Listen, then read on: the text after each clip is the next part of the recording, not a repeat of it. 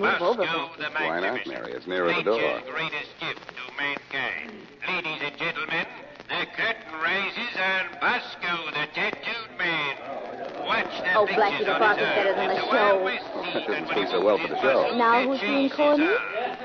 Every picture is a moving picture. Look closely at the magnificent landscape on his chest. With masterful control, he moves his muscles. And so the curtain falls on Bosco, the tattooed man.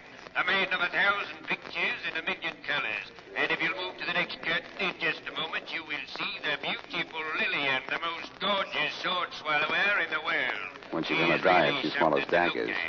The curtain rises, introducing Lillian in a death-defying act. Ladies and gentlemen, don't get excited. Everything's all right. Blackie, can we say everything is all right? It may be all right with him, Mary, but not with me or that girl. She has a sword right through her heart.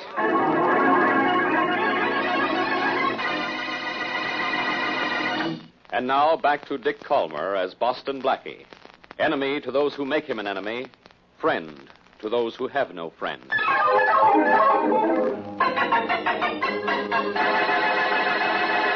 Whew. Well, Blackie, I'm certainly glad we got out of that sideshow tent. Inspector Farraday will be here any minute. Getting out won't help much, Mary, if Inspector Farraday finds out that we were in there. Well, suppose we find out who killed the sword swallower before the inspector gets here. We're not going to try to solve this case, but I am. Uh-oh. Here's where I get left. Left? Right. You stay here, Mary. I'll be back in a few minutes. Where are you going? I don't know exactly. I think I'll start with the owner of the carnival. He can probably tell me everything I want to know. I wonder where I can find him. A sign on that wagon over there says office. Say, that is a clue at that. I don't know how I get along without you. Sure try awful hard. I just have a hunch I better talk to the owner alone. See you in just a minute. All right, I'll be over by the Tunnel of Love when you get through. Is that a hint? I'm subtle, don't you think? Then you buy the ticket, Subtle. Now, look here, you. Don't stand there staring at me. Now, you listen to me. One more. Now, we'll talk about it later. Come in. Well, what do you want? I'm Boston Blackie. I'd like to see the owner of this carnival. I'm not hiring anybody today. Oh, you are the boss, then? Yeah, name is Jackson. I said I wasn't hiring anybody today. From what I heard while I was outside the door, I'd say you were firing somebody today. Why, what do you mean? There was a lovely little argument going on in here. Argument? Oh, you must have heard wrong. I was just talking to Mabel here. You call this, Maple? You're at a carnival, mister. Don't be surprised at anything. Mabel's our bearded lady. Well, I never expected to meet one whisker to whisker. Glad to know you, Mabel. Mabel can't answer you. She's a mute. A bearded lady and a mute, huh? Uh-huh. Well, that's something. You say your name's Blackie? What do you want? To talk to you about the murder of your sword swallower. Hey, I don't know a thing about that murder, Blackie. I'm waiting for the police now. Maybe I can help you before they get here. Oh, how? I think I'd better talk to you alone. Okay, Mabel. You better get back to the sideshow. I'll talk to you later. Now, look, Blackie, all I know about that murder is what I heard. Hey, watch where you're going, will you, bud? Oh, excuse me, lady. Well, Inspector Farraday, at last you've found your element at carnival. Be careful, or they'll never let you out. So help me, Blackie, I might have known you'd be here. Then why did you bother to come down? You know I'll solve this murder for you. Quiet, Blackie. I want to know the owner of this carnival. Where do I find him? You're looking at him, Faraday. Allow me to introduce Mr. Jackson, Inspector Farraday. How do you do? How do you do? You own this show, Jackson? Well, yes, I do. Faraday, is that what you call routine question number 1? Quiet, Blackie. Jackson, what do you know about Lillian, the sword swallower? Who killed her? What a question, Faraday. If murders could be solved as easily as all that, you wouldn't have a job, which wouldn't be bad for the community. That's enough, Blackie. Look, Jackson, what do you know about your sword swallower? Lillian? Yeah. Well, she's been with my carnival for about 3 years. Good performer, well-liked, no enemies at all. Any love interest or anything? Well, yes, in a way. Bob Hendricks, my chief electrician, was in love with her. But she didn't love back, is that it? Yes, that's just about it. Well, I think I ought to talk to him. What's his name again? Bob Hendricks. I don't know my business, Blackie. I'll bet you anything when I get this guy Hendricks, I get my killer. You're that sure? Why, this thing figures easy. A gal has no enemies, but she doesn't love a guy who loves her. He pleads with her to marry him. She says no. He keeps on begging. She keeps on saying no. He won't leave her alone. She wants to get rid of him. So she starts going out with another guy. Faraday, you're wonderful. It's simple. He gets jealous.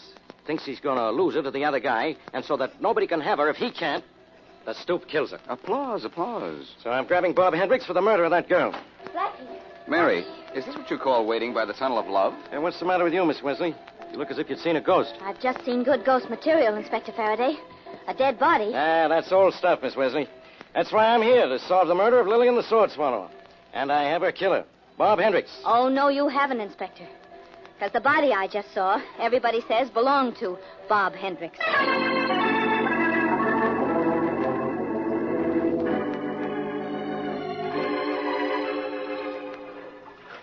Oh, maybe I should have bought tickets for the roller coaster.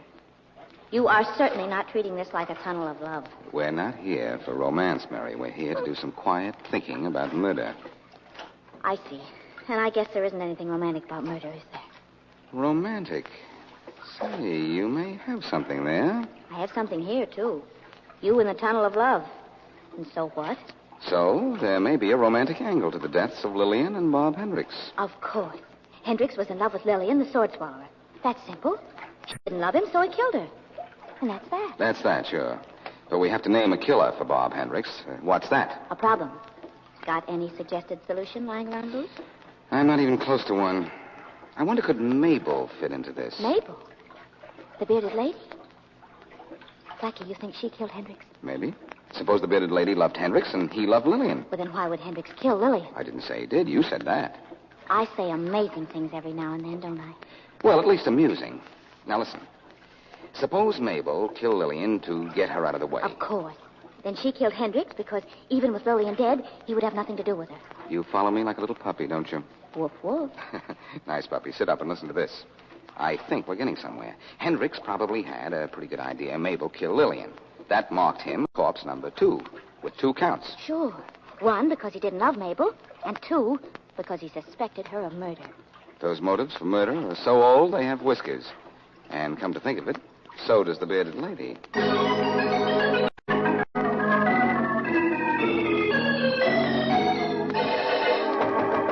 Come in, come in. Inspector Faraday, here's the coroner's report on Hendricks and the sword swallower. Oh, thanks, Rollins.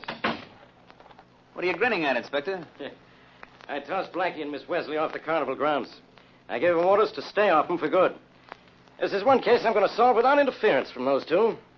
Yeah? I don't like the way you said that. Well, I just said yeah, Inspector. Yeah? Why, yeah. That's the way you better say it from now on. Now, what's the coroner's report have to say? Both Hendricks and the sword swallower died the same way. So I see. From single sword wounds, huh? Mm-hmm. That sort of proved something, doesn't it? It proves plenty. It proves the same person killed them, and for the same reason. Now we're getting somewhere. Got your hat and coat on. You getting somewhere, too? Yeah, and you're getting with me. Out to the carnival again, where you and I are going to put on a little circus of our own.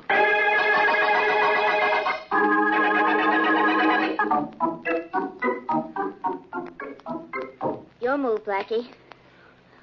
Or is checkers boring you? Oh, excuse me, Mary. I think I'll try this. Let's see. I'll put my king right here. Darling, don't be upset because Inspector Faraday made us leave the carnival. It's comfy here in your apartment. No, I'm not upset about it. As soon as I get an idea, I'm going to sneak back in. Your move. You mean we're going to sneak back in? Since you have such a singular interest in this case, I'll make the pronoun plural. We'll sneak in. Good. Go ahead, move. When Faraday called to say he was coming up here, did he say what he wanted? Uh-uh.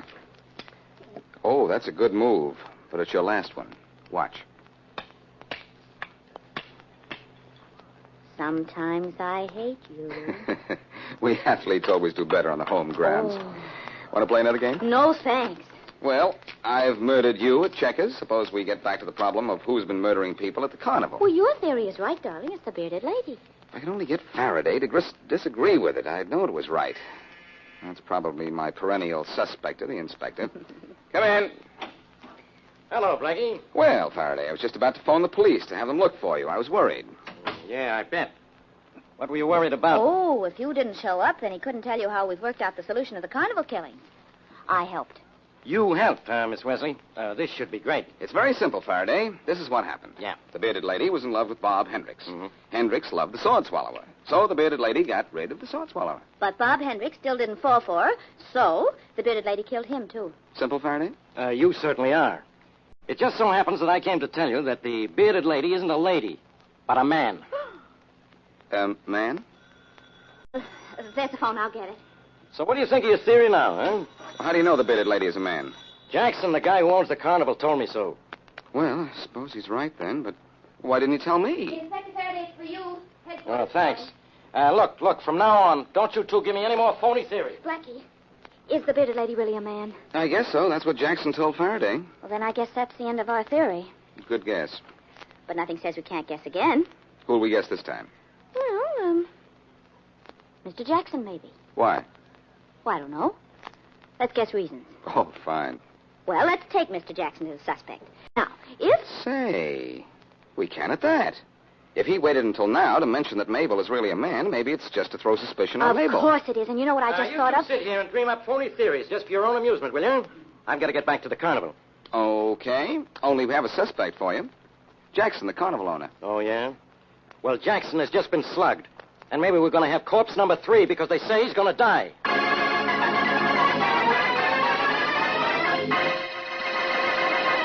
And now back to Boston Blackie.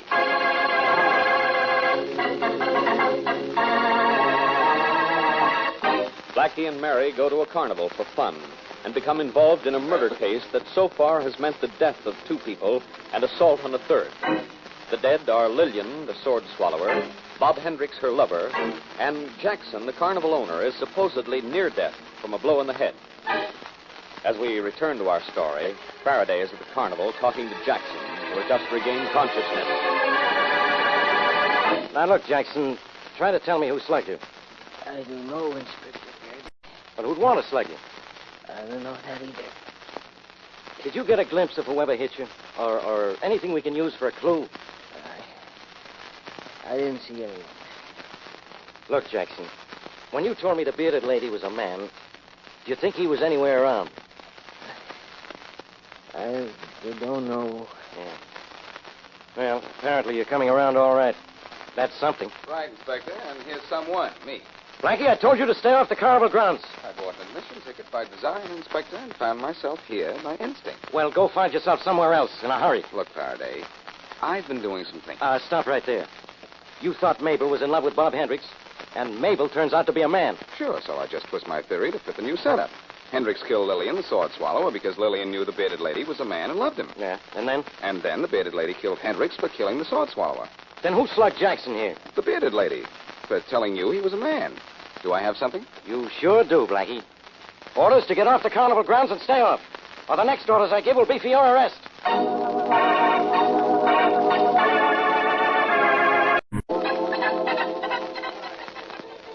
Hey, is this the bearded lady's tent?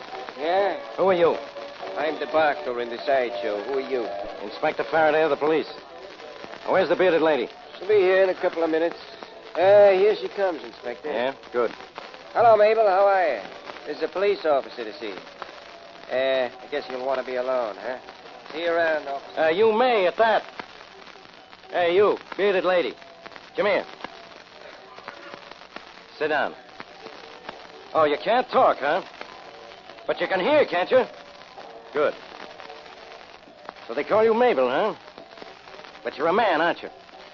Oh, just nod your head for... Well, I'm glad to see somebody admit something around here. Now, who killed the sword swallower? You don't know, huh? Who killed Hendricks? You don't know that either. Who slugged Jack?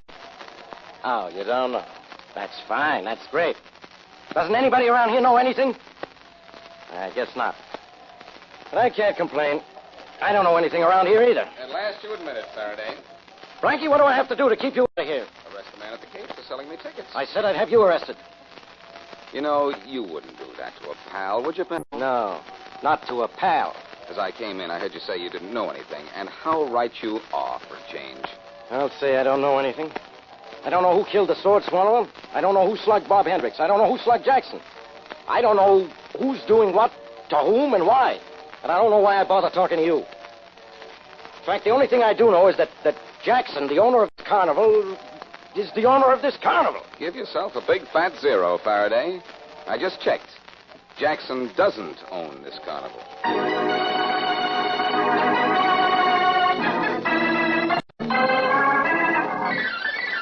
wheel is turning again, and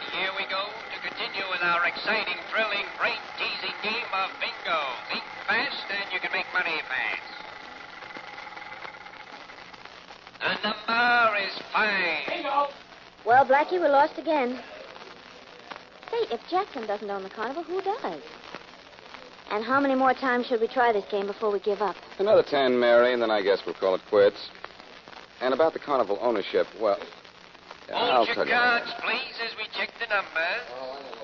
Couldn't we hide from Inspector Faraday somewhere where it doesn't cost us so much money? Diagonally, 78, 82, 3, 5. The card is correct. There's the winner. Will the lucky gentleman come up and collect his fortune? Blackie, that's the same man who won a couple of games ago. Yes, I know, Mary. He sat in another part of the room this time, too. You know, I've noticed that only 2 or 3 people have won anything at all. This game's crooked, Mary. Every winner in this place is a stooge. Well, in that case, shall we keep on playing? Quoth the Blackie, nevermore.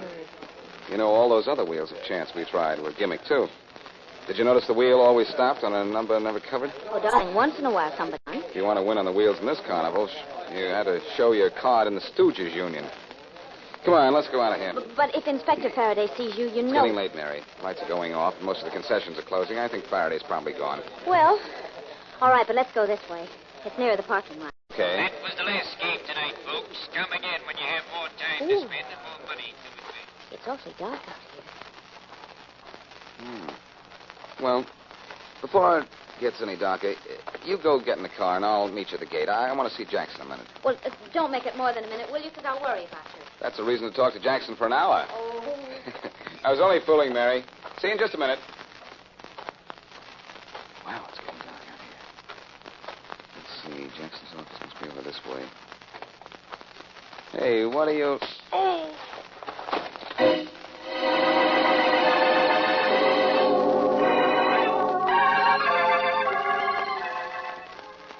Mary, I suppose if I say, where am I, you'll hit me on the head again, won't you? Oh, darling. You're in your apartment. How does your head feel? No, all right now. A little dizzy, though. I gave you sleeping pills after we got back here. Who hit you? I know something better than that. I know who killed Lillian, the sword swallower, and Bob Hendricks. You do? Who? The same person who slugged Jackson. Well, tell me. Oh, of all the times in the world for the telephone to ring. If that's Rawlins calling for Faraday, I'm Faraday. Oh, Blackie, no. Oh, Mary, yes. I put in the call to Rawlins. When'd you do that? Well, you were getting the bandage at the drugstore. All right. Hello. Hello, Miss Wesley. Yes? Inspector Faraday there? Yes, just a minute. Here, Blackie. Thanks. Hello, Rawlins. Yes, Inspector. Did you get that information for me? Yes, sir, I did. He's in a morning. Skipped with 10 more years to go. Cops have been looking for him for 2 years. Is that all you wanted to know? Thanks, Rawlins. That's not only all I want to know, that's all I need to know.